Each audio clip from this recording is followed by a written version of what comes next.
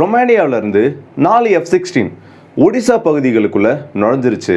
NATO நாட்டிலிருந்து ஒரு NATO F-16 கூடிய சீக்கிரத்தில் உக்ரைனோட உதவியோட ரஷ்யா மேலே தாக்குதல் நடத்துறதுக்கு ஒரு பெரிய உதாரணமாக இது மாறிட்டு இருக்குன்னு சொல்லிட்டு சமீபத்தில் ஒரு தகவலானது ஒரு ப்ரோ உக்ரைன் சேனல்ஸ்லையும் ப்ரோ ரஷ்யன் சேனல்ஸ்லையும் ரொம்ப அதிகமாக பகிரப்பட்டுச்சு.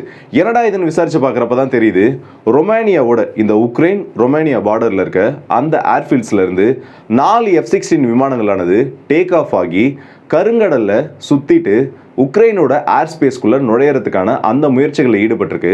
ஒடிசாவோட பகுதிகளுக்குள்ள இது வந்திருக்கு. ரஷ்யா இதுக்கு இப்போ பெரிய கண்டனங்களை தெரிவிக்கிறதுக்கான நிறைய வாய்ப்புகள் இருக்கு. ஏன்னா ஏற்கனவே ஒரு விஷயத்த சொல்லியிருக்காங்க, ஏதாச்சும் ஒரு விமானம் நேட்டோவோட ஏர்ஃபீல்டுல இருந்து கிளம்பி தாக்குதல் நடத்திட்டு ரஷ்யாவோட பொசிஷன்ஸ் மேலே திரும்ப உக்ரைன் வழியாவோ இல்லை உக்ரைனுக்குள்ளேயே லேண்ட் ஆச்சுன்னா எந்த ஒரு விமானம் எந்த ஏர்பேஸ்ல இருந்து கிளம்பிச்சோ அதை நாங்கள் அடிக்காமல் விட மாட்டோம்னு சொல்லிட்டு அதுக்கு ஒரு முன் உதாரணமான நடவடிக்கையாக இது மாறுறதுக்கான நிறைய வாய்ப்புகள் இருக்குது. இந்த சம்பவம் எப்படி நடந்துச்சு, இதோட கான்சிக்வன்சஸ் என்னென்னவா இருக்கும், இதை பற்றி தான் இந்த வீடியோ டீட்டெயிலாக பார்க்க போகிறோம். ஸோ வாங்க வீடியோக்குள்ளே போயிடலாம். நான் உங்களுக்கு தமிழ் டிபி ட்ரெண்டிங்ஸ்.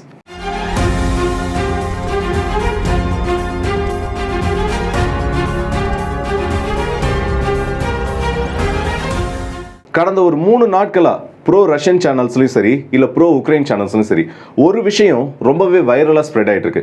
என்னடான்னு தேடி பார்க்குறப்போ 4 F-16 ரொமானியாவோட ஏர்ஃபோர்ஸை சேர்ந்த 4 F-16 விமானங்கள் ரொமானியாவோட ஏர்பேசஸ்ல இருந்து கிளம்பி ஒடிசா பகுதிகளுக்குள்ள நுழைஞ்சிருச்சு. கருங்கடல் பகுதிகளிலும் பேட்ரோலில் ஈடுபட்டிருக்காங்கன்னு சொல்லிட்டு ரெண்டு தரப்புலையும் ஒரு தகவலை ரொம்ப வேகமாக ஸ்ப்ரெட் பண்ண ஆரம்பிச்சாங்க. இது என்னன்னு தேடி பார்க்குறப்போ, ஏன்னா ஒருத்தவங்க சொன்னா இப்போ ப்ரோ ரஷ்யன் சேனல்ஸ்ல சொன்னா சரி இவங்க வந்து வேணும்னே ப்ரொபகண்டாக்காக இப்படி சொல்றாங்கன்னு சொல்லிட்டு அதை ஈஸியாக விட்டுலாம். இல்ல ப்ரோ உக்ரைனியன் சேனல்ஸ்ல சொன்னாலும் சரி இவங்களும் ரஷ்யாவுக்கு எதிராக F-16 வச்சு அந்த ஒரு ப்ரொபகண்டா நியூஸ்க்காக இதை சொல்றாங்கன்னு சொல்லிட்டு அதையும் நம்ம ஈஸியாக இக்னோர் பண்ணிடலாம். ஆனா இந்த ரெண்டு தரப்புலையும் F-16 ஆனது ரொமானியால இருந்து டேக் ஆஃப் ஆகி உக்ரைனுக்குள்ள வந்துச்சுன்னு சொல்லிட்டு இந்த ஒரு விஷயத்தை கான்ஸ்டன்டா சொல்றப்போ கண்டிப்பா இது பொய்யா இருக்கிறதுக்கான வாய்ப்பு இல்லைன்னு சொல்லிட்டு ஒரு விஷயமானது நமக்கு தெளிவா புரியும். சரி, அந்த சம்பவம் எப்படி நடந்துச்சு, இதுல என்னென்ன விஷயங்கள் நடந்திருக்குன்னு தேடி பார்க்கறப்ப தான் நிறைய விஷயங்கள் இந்த ஒரு விஷயத்துக்கு பின்னாடி அடங்கி இருக்கு, நிறைய விஷயங்கள் மறைக்கப்பட்டிருக்குன்னு சொல்லலாம். ரொமானியாவோட ஏர் ஸ்பேஸ்க்குள்ள இருந்து 4 F-16 விமானங்கள் ஒடிசா பகுதி உக்ரைனோட பகுதிக்குள்ள நுழைய ஆரம்பிச்சிருக்கு. ஏன்னா உக்ரைனுக்கும் ரொமானியாவுக்கும் லேண்ட் பார்டர் இருக்கு. இப்போ கருங்கடல் பகுதியை பொறுத்த வரைக்கும் ரொமானியாவுக்கும் அதுல ஒரு சில இடங்கள்ல கண்ட்ரோல் இருக்கு, உக்ரைனுக்கும் கருங்கடல் பகுதியில் ஒரு பெரிய கண்ட்ரோல் ஆனது இருக்கு. வழக்கமா இந்த மிஷன்ஸ் ஆனது எப்படி நடக்கும்னா இது வந்து ஒரு ரெகுலர் மிஷன் தான் சொல்லிட்டு நிறைய பேர் சொன்னாலும் ரெகுலர் பேட்ரோல் மிஷன்ல இருந்து ரெகுலர் அந்த கண்காணிப்பு பிரிவுல இருந்து இது எப்படி மாறுபடுதுன்னா ரொமானியாவில இருந்து கிளம்பக்கூடிய அந்த விமானங்கள் நேரடியா இன்டர்நேஷனல் ஏர்ஸ்பேஸ் கருங்கடலுக்கு உள்ள இருக்க அந்த இன்டர்நேஷனல் ஏர்ஸ்பேஸ்க்குள்ள மட்டும்தான் இவ்வளவு நாள் பறந்துட்டு இருப்பாங்க. அங்க அவங்களோட ரொட்டீன் மிஷன்ஸை முடிச்சுட்டு பேட்ரோலிங்கை முடிச்சுட்டு திரும்பவும் ரொமானியாவோட ஏர்ஸ்பேஸ்க்குள்ள எந்த ஒரு பிரச்சனையும் இல்லாம போயிடுவாங்க. இவ்வளவு நாளா நடந்த விஷயங்கள் இது மட்டும்தான். பொதுவா இவங்களோட அந்த டிராவல் ரூட்ன்றது நார்த் சவுத் இது ஓரியன்டா மட்டும்தான் இருக்கும்.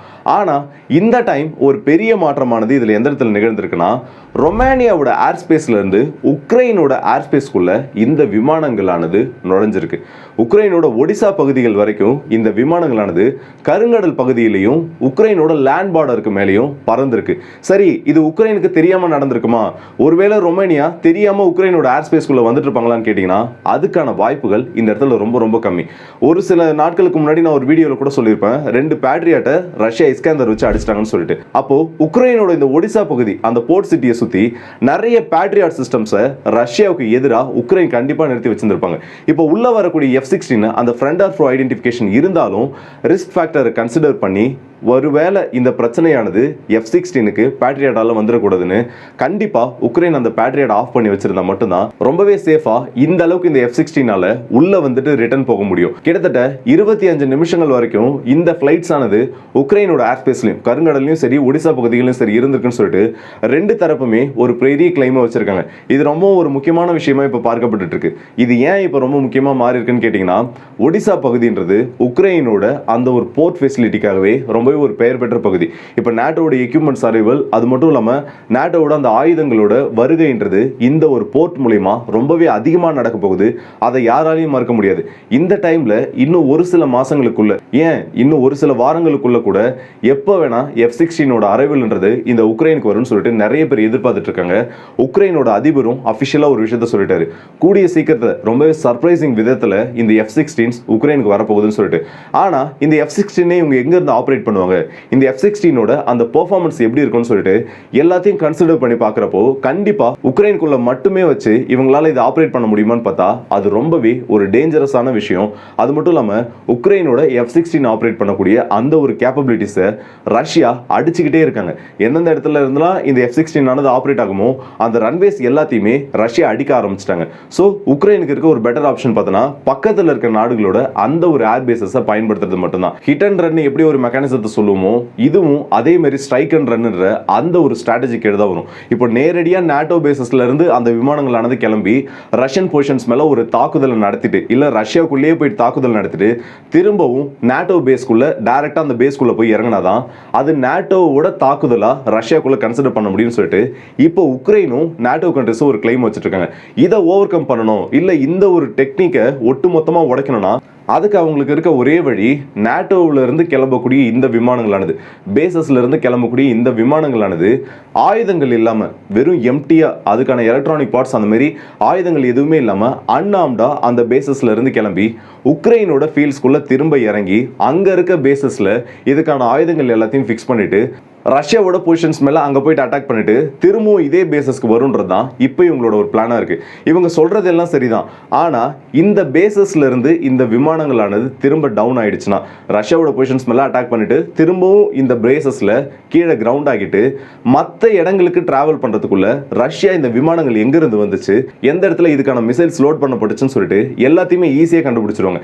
அந்த விமானங்கள் டேக் ஆஃப் ஆகுமே தவிர திரும்ப இந்த இடத்துல கிரவுண்ட் ஆயிடுச்சுன்னா மற்ற நேட்டோ பேசஸ்க்கு இந்த விமானங்கள் டிராவல் பண்ணுமான்றது இந்த இடத்துல ஒரு பெரிய கேள்விக்குறி தான். சரி, இதுக்கான பதிலாச்சும் உக்ரைன் கிட்டேயோ இல்ல உக்ரைனோட அதிபர் ஜெலன்ஸ்கி கிட்டேயோ இருக்கான்னு பார்த்தோன்னா கண்டிப்பா கிடையாது. இந்த ஒரு F-16ஓட அரைவல்ன்றது இல்ல இந்த மாதிரி உங்க மிஷன்ஸ் அதிகமா பண்ணிட்டு இருக்கிறது நேட்டோவுக்கும் ரஷ்யாவுக்குமான அந்த ஒரு பிரச்சனை இன்னும் அதிகமாயிட்டு இருக்குன்னே சொல்லலாம். இப்போ இந்த 4 F-16 உள்ள வந்ததுல இதை பொறுத்த வரைக்கும் உக்ரைன் என்ன சொல்லிட்டாங்கன்னா இல்ல அவங்க எங்களோட ஏர் ஸ்பேஸ் எல்லாம் வயலேட் பண்ணல, ரொமேனியாவில இருந்து கிளம்பி அவங்களோட ஏர் ஸ்பேஸ்க்குள்ளேயே பறந்துட்டு உக்ரைனோட பார்டருக்கு பக்கத்துல பறந்து திரும்ப போயிட்டாங்கன்னு சொல்லிட்டு. ஆனா இவங்க அந்த மாதிரி பறந்து இருக்கிறதுக்கான சான்சஸே இல்லை. ப்ரோ உக்ரைன் சேனல்ஸ் உக்ரைனோட ஆர்மிக்கு ரொம்பவே க்ளோஸா இருக்க நிறைய சேனல்ஸ் இந்த ஒரு விஷயத்தை கன்ஃபார்ம் பண்ணியிருக்காங்க. உக்ரைனோட ஏர் ஸ்பேஸ்க்குள்ள F-16 ரொமேனியாவோட F-16 ஆனது என்டர் ஆகியிருக்குன்னு சொல்லிட்டு. இது இப்போதைக்கு பெரிய விஷயமா மாறலனாலும் ஆனா ஒரு ட்ரைனிங் மாடலில் இப்போ இதே ரொமேனியால இருந்து ஒரு தாக்குதலுக்காக F-16 ரஷ்யாவை நோக்கி போகணும்னா அந்த டைம்ல என்னென்ன சேலஞ்சஸை இவங்க ஃபேஸ் பண்ண வேண்டியது வரும், என்னென்ன வகையில் இவங்களோட விமானப்படைக்கு சிக்கல் வரும்ன்றத இப்போவே ஒரு ட்ரையல் பார்த்துருக்காங்கன்னே சொல்லலாம். இந்த F-16 பொறுத்த வரைக்கும் இப்போ உக்ரைனோட பேஸ்ல இருந்து அவங்களால ஆப்ரேட் ஆக முடியாதுனாலும் இன்கேஸ் ரொமேனியா அதுக்கான பர்மிஷனை கொடுத்துட்டாங்க, ரொமேனியால இருந்து அதுக்கான ஒரு அப்ரூவல் கிடைச்சிருச்சுன்னா உக்ரைனுக்குள்ள வந்து அந்த விமானங்கள் இறங்கி அதுக்கப்புறம் அங்கிருந்து மிசைல்ஸை லோட் பண்ணிக்கிட்டு ரஷ்யா மேல ஒரு தாக்குதல் நடத்திட்டு திரும்பவும் அதே பேஸ்ல கிரவுண்ட் ஆனாலும் தாக்குதலானது முதல்ல அந்த விமானம் எங்க இருந்து கிளம்புச்சோ அந்த விமானப்படை தளத்தின் மேல நடத்தப்படும். கண்டிப்பா அது ரஷ்யா நடத்துவாங்கன்னு சொல்லலாம். இந்த இடத்துல உக்ரைனோட ஸ்ட்ராட்டஜி ரொம்ப சிம்பிள். என்னோட பேஸ்ல இருந்து தான் அந்த விமானமானது ஃபுல்லி ஆர்ம்ட் ஆச்சு, என்னோட பேஸ்ல இருந்தா அதுக்கான மிசைல்ஸ் எல்லாத்தையுமே நாங்கள் லோட் பண்ணோம். ஸோ ரொமேனியாவுக்கு இதுக்கும் சம்மந்தம் இல்லைன்னு சொல்லிட்டு ஈஸியா ஒரு பெரிய கதையை இல்ல ஒரு பெரிய காரணத்தை இந்த இடத்துல உக்ரைன் சொல்லுவாங்க. அதுக்கு சப்போர்ட்டாகவும் அமெரிக்கா நிற்பாங்க. ஆனா F-16 கொடுக்கறதன் மூலயமா F-16 ரஷ்யாக்குள்ள போய் ஆப்ரேட் பண்ணி அடிக்க வைக்கிறதன் மூலயமா அடுத்த ஒரு உலக யுத்தத்தை இந்த இடத்துல அமெரிக்கா ரொம்பவே தெளிவா தொடங்கிட்டு இருக்காங்க. ஆனா இந்த ஒரு யுத்தத்துல அமெரிக்கா தப்பிச்சிரும். மாட்ட போறது இந்த இடத்துல உக்ரைன் தான். F-16 வந்ததுக்கு அப்புறமா தான் இந்த யுத்தத்துல நிறைய விஷயங்கள் மாறப்போகுது. ஸோ இந்த வீடியோ பற்றி உங்களோட கருத்துல கமெண்ட் செக்ஷன்ல சொல்லுங்க. உள்ள வந்த அந்த 4 F-16 விமானங்களோ உண்மையிலேயே ட்ரைனிங் மிஷனுக்காக தான் வந்திருக்குமான்னு நீங்க என்ன நினைக்கிறீங்க மறக்காம கமெண்ட் செக்ஷன் சொல்லுங்க. அடுத்த வீடியோ சந்திப்போம்.